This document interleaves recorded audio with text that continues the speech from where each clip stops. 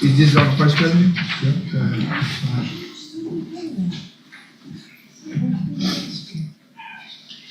It's mandatory, right? Not mandatory. If you want to go to trial and not accept a plea agreement, then listen to your attorney and do what he's telling you to do. Okay, so basically it's completely off the table right now, the plea? Yeah. Right there, and there. What's all this? Defamation, man. They've been gaslighting me for 5 weeks straight. Been doing my best to get to the population going on and try to stay out of trouble. So they all up on the microphone. All right, this is, stop talking. This is cause numbers 24 DCCR 1500, 24 DCCR 1614, 1615, 25 DCCR 0436, and you're Traylon Hill. Yes, ma'am. And Mr. Hill's charged, let me go through this, in cause number, the first one, 1500, with obstruction or retaliation. Do not do that again. My apologies. Who's in here for him? My grandmother. All right. Ma'am, can you move over to that back corner so that he cannot see you and be distracted? Thank you for being here. Mr. Hill, you just don't know how to behave, do you? I apologize. Saying you're sorry doesn't matter. This is nonsense. Since we were here last time, I don't even know how many more pages of the nonsense that you've been doing in our jail. It's gaslighting. It's solicitation. Okay. And I've been trying my best to stay out the way. I've been getting bullied over the microphone. I have inmates there encouraging the inmates to harass me, calling me punks, alpha, profit, plenty of things. Gangster player, mad, Yeah. mortar. Man, I'm just trying my best to stay out the way. Okay. I got a job. I got a home. An actual home. I don't stay in apartments or anything like that. My mama actually owns rent houses. And you know what I'm saying? I'm actually trying to take care of the family business. And my dad's 76 years old. Yeah. My business stay out the way. Well, it doesn't look like you are. Yeah, it's tough in that facility. It's a war zone. So one of the time you're running back and forth, playing like a little kid in the day room. I work out. Who made you do that? I'm a boxer. I work out. Are you allowed to do that in the jail? In the rec room? Yes, ma'am. Okay, so are you allowed to do it in the other room? I have a one-man cell in the facility. Are you allowed to do that? Yes, ma'am. You are? I'm not running freely throughout the facility or anything like that, but I do work out a lot every day. So who made you dash the floor with water? Everyone in that facility has a water Who bottle. made you dash the floor with water? I'm not the only one. That was Listen me. to my question. No one did. No, but you did it on your own, Yeah, but right? it was Nobody's okay. stop talking when I'm talking. I'm going to ask you some yes or no questions. Okay. So nobody's making you do those things, right? Nobody bullied you into dashing water, right? Yes or no? Yes, ma'am. Okay, hold on a second. What about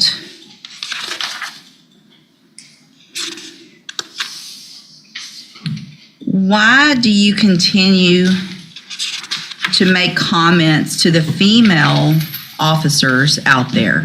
Why do you think that's okay after you've been told not to do that? Sitting in the cell, Oh, the audacity. Imagine strolling into court acting like it's open mic night at a comedy club, throwing tantrums and excuses left and right, and then being shocked when the judge doesn't buy it. The courtroom isn't your personal therapy session. It's a place where logic actually matters. But of course, when you've made a career out of blaming everyone else, facing someone who won't coddle your nonsense must feel like an attack. Sorry, but reality doesn't come with applause or participation trophies. Just rulings that remind you actions have consequences. all day long, man. When I see them women, I get diverted. I'm a little boy. I admit that. 'Cause you're a lover boy. Yes, ma'am. So you understand that part of all of this trouble and you not being able to get your cases worked out is because you can't follow that rule. Yeah, I hate that. Did somebody bully you into being that way to those officers? In a manner, you know what I'm saying? When Oh, yeah? I'm dealing with these stressful inmates, you know what I'm saying? I love to be around my Okay. mama boy. Judge, based on his Sunday night activity, I'm pretty sure there'll be a new case coming. Yeah. I've got a call into the investigator for the sheriff's department to find out Okay. when they'll bring that over. But I would ask that we go ahead and set these in for trial. And we've already talked before about the fact that everything that's happening, a jury is going to know about all that. You understand that? Okay. And do you think that's going to help you or hurt you when a jury hears how you're behaving in the jail? When it comes down to video footage and how I explain it, I think my efforts will be pretty good. You think so? Yes, ma'am. You think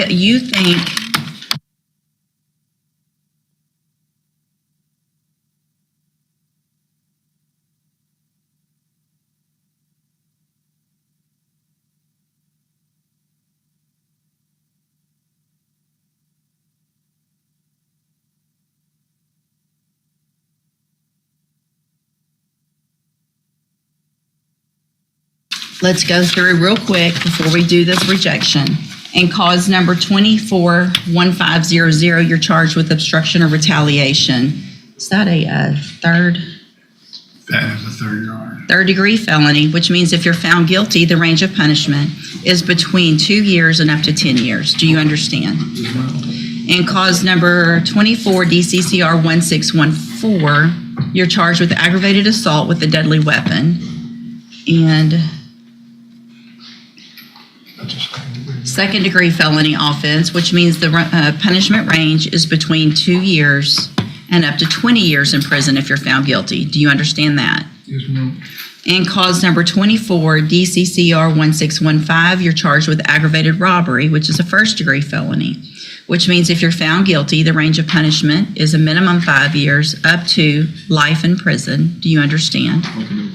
And then in 250436, you're charged with burglary of a habitation, which is a second degree felony. The punishment range in that is between 2 years and up to 20 years if you're found guilty. Do you understand? Correct. I have here on the computer a plea bargain rejection that shows that the district attorney's office has made an offer if you wanted to enter a plea of guilty for a 10-year term in prison on a lesser offense of robbery. Of robbery and dismissal of the other charges. You have every right to reject that. It was an excellent deal, but That's fine. I just want you to know that after today, I will accept no plea agreements. A jury is going to decide because I don't know that I even agree with this. So today's the day. If you want to take it, fine. If not, you're going to trial. A jury will decide if you're guilty or not. And then if you are found guilty, that jury will determine what your punishment is. And is that what you want to do? are all these charges going to be on one trial? They don't necessarily have to be because you've Your got Honor, 3 different dates. Your Honor, the robbery and aggravated assault are the same offense date. I'd expect to try them together. Okay, so what can happen is you will, it sounds like the aggravated assault and the aggravated robbery will be tried together. Yes, ma'am. It's important that you understand also, if you're found guilty on those, then the state can also try you later on one or both of the other cases. If you're found guilty on those, because the offense dates are different dates, there is the possibility that any sentence that a jury gives you could be stacked or run consecutively. Do you understand? Right. Okay. All right, we'll get it set for trial. Go back with the bailiff.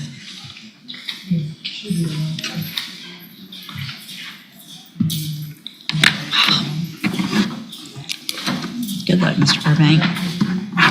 Ah, yes, nothing screams master strategist quite like rejecting a sweet plea deal while sitting on a pile of felonies that could land you anywhere from a decade to life behind bars. Bravo! The judge, with the patience of a saint and the clarity of someone who actually lives in reality, laid out every consequence in plain English, yet somehow you still think charm and excuses will outbox decades of prison time. Spoiler alert. A jury isn't going to be dazzled by your lover boy routine when they're watching the highlight reel of your greatest hits in jail misbehavior. Thank you, Your Honor.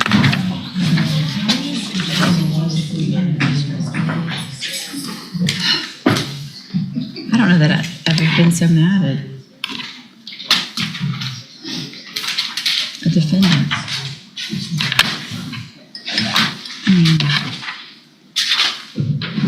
I can't help it.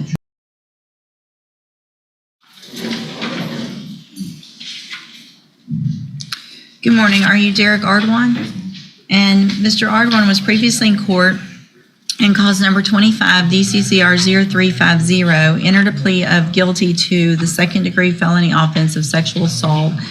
The agreement was for a cap of 6 years in the institutional division of the Texas Department of Corrections.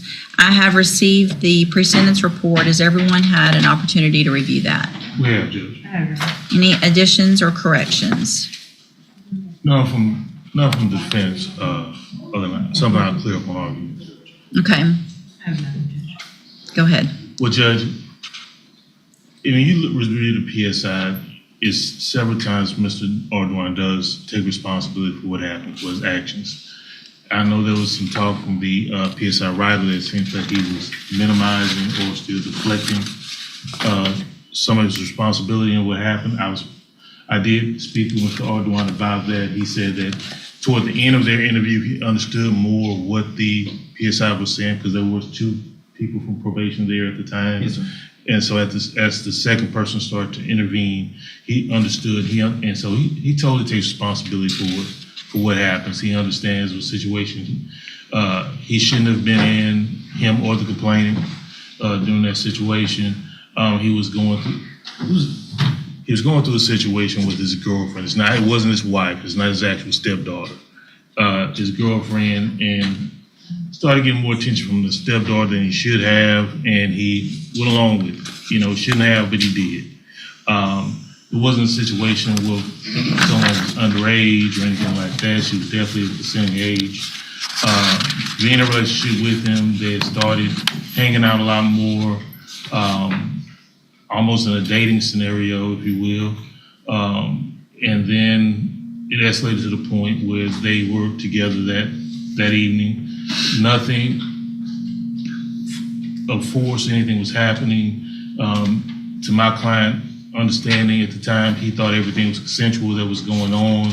It wasn't until later, until this investigation, that he realized her stance or argument of her being intoxicated to the point where she couldn't give consent, legal consent or anything during the activity. I would like to point out with him, when you look at his criminal history, he has not had any type of criminal history since 2001. So since he was in trouble that one time, or that last time there, he has done everything he can to try to keep his life on track and not revert back to any of the old activities he had when he was younger. My understanding is, he does have a lot of family support. I've been in touch with several members of his family that have reached out to me. My understanding is that the mother of the complainant is still very supportive of him.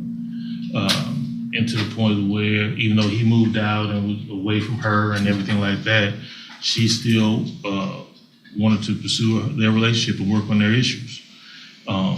He is asking that the court consider community supervision in the situation. I think it definitely could be appropriate here in a situation where he's a registered sex offender at this point, so he will be able to get any of the attention or that he needs through any sex offender classes or through their registration, as well as I think that there's several vehicles available through probation that could help with any other additional issues that he does have. So at this point, Judge, we are asking the court to consider deferred adjudication in this situation. Oh, the audacity. Someone strolls into a courtroom thinking it's open mic night at the local comedy club, throwing tantrums like a toddler denied candy, and still expects sympathy? Please. The only person keeping the circus from turning into a full-blown zoo is the one in the robe, who somehow has the patience of a saint and the backbone of steel. Honestly, if half the nonsense thrown around here was happening anywhere else, security would have escorted the star of this pity show out before he even finished whining. Mr. Ardoin. Thank you. Ms. Malvino?